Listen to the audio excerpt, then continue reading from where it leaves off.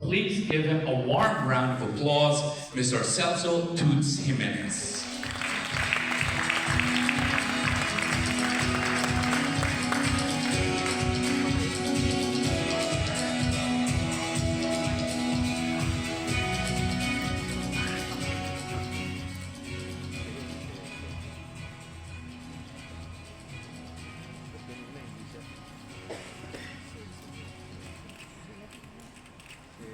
Well, good evening to all the beautiful people who are here tonight to join us in this prestigious Philippine Sports Tourism Awards on its 7th year.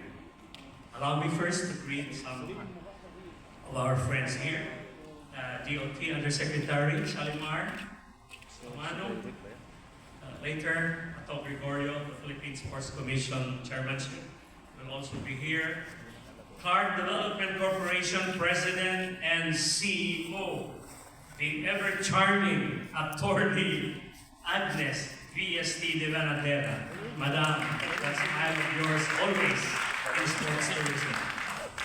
Of course, we have Fong Bengson and other guests that we have here will be introduced later. And to the rest, magandang gabi sa inyong lahat ulit. Tonight, we welcome the personalities and institutions that have given value to something many have not realized, the value of sports tourism. That has become the economic machine and the moving force of communities and organizations in the country. For long, the advocacy of sports tourism was a dream baby of our friend Charles Lim.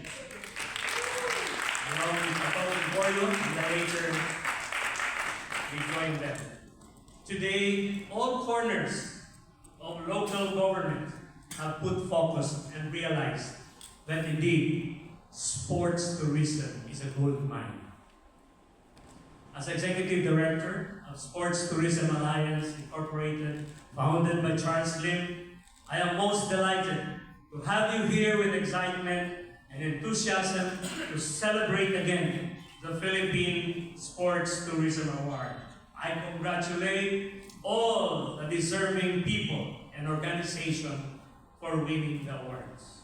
I am most delighted to celebrate my special day tonight, and I will treat you all to dinner. Mabuhay ang turismo sa Pilipinas. Happy birthday. Thank you, Sir Toots. Wow, that was quite a bomb you exploded. Sir, it's your birthday today? Happy birthday, Sir Toots! Awesome, awesome. Grabe, Sir Toots, magpa-birthday, ha?